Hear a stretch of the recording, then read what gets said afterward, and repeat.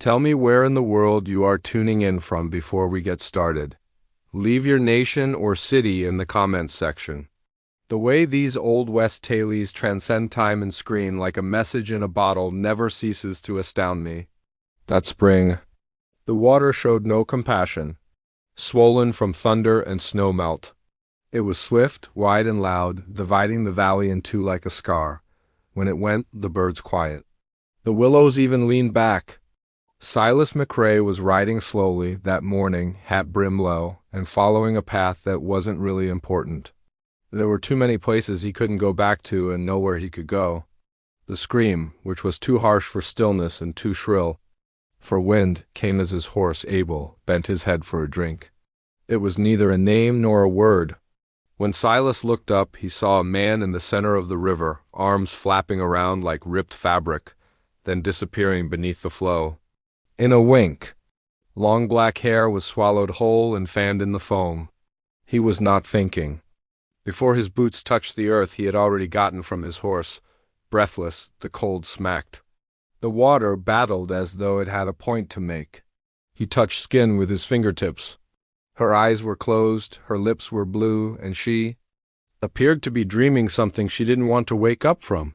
She was also limp and weightless. Coughing up water, he pulled her to land.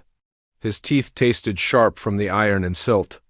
After lying motionless for too long, she choked, coughed, spat out the river, and cuddled up against him while still alive. With his chest heaving, he stared without speaking. She didn't give him credit. With only a little fire and a saddle blanket, he transported her to his camp and left her alone. She was probably in her mid-20s, Apache, of course. Her eyes, once open, carried more storm than the river behind them, and her bones were proud. She simply tightened his cover and gazed at the flames as if they owed her something without saying anything. Riders arrived at daybreak, silent, barebacked, with painted faces and chilly stares. Silas was surrounded by an immobile circle. A tall elder man with white in his hair and eyes that peered too deeply into a man dismounted. Without a doubt, this was the chief. Silas would discover later that his name was Takakota. Shaped by time and smoke, the chief murmured in English, "You saved my daughter from death."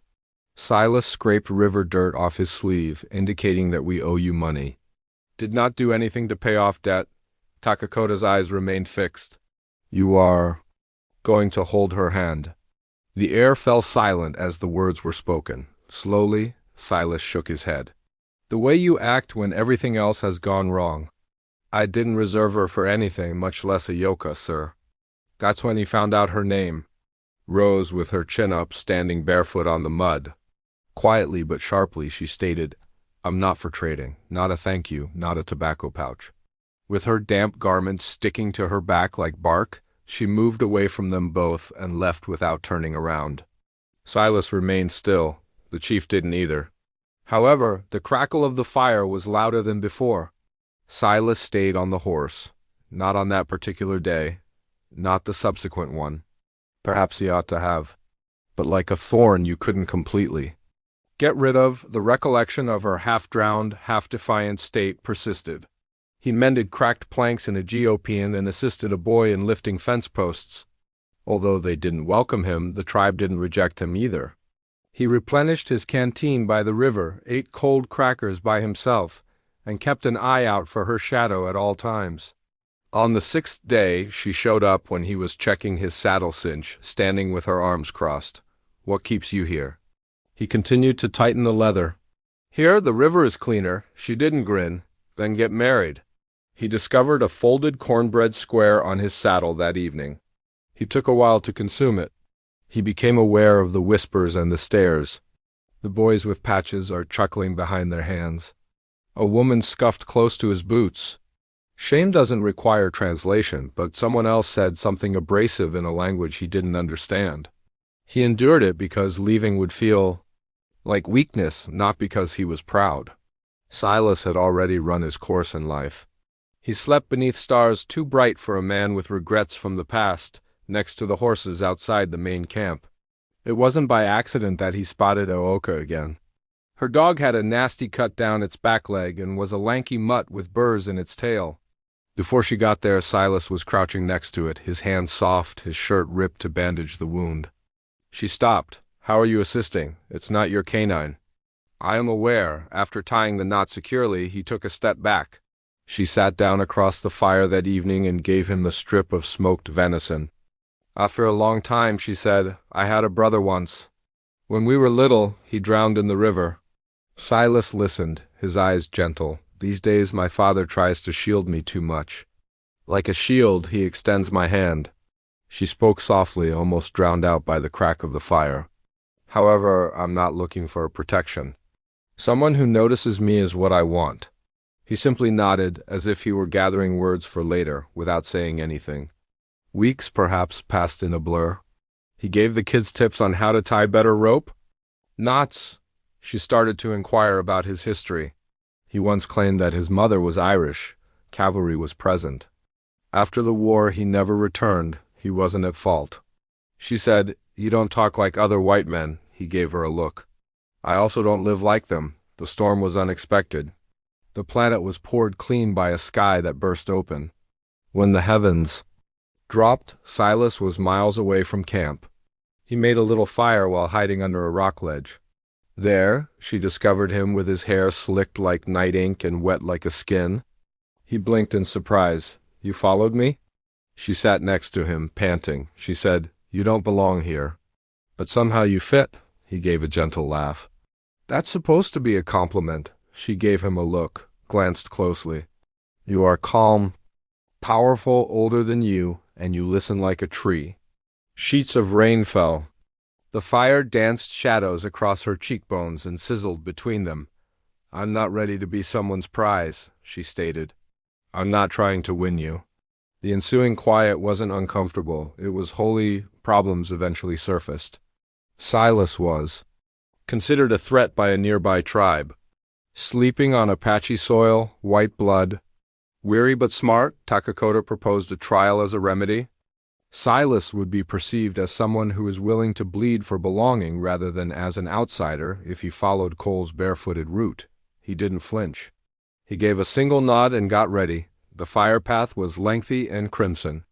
Smoke coiled around onlookers like ghosts. Silas took a step forward. His breath caught with the first burn. Even when the second caused his knees to buckle, he continued to walk. Not for show or pride, but simply because someone had to mean it. He felt pain shooting up his spine halfway. Through, he sensed her silently by his side, barefoot. She grasped his hand. Sweat painted their brows as they traveled the final distance together, heat kissing their souls. Nobody said anything. However, nobody spat after that. A fire bigger than any other was started that evening. Drums rang as children danced. In front of the tribe, Takakota stood.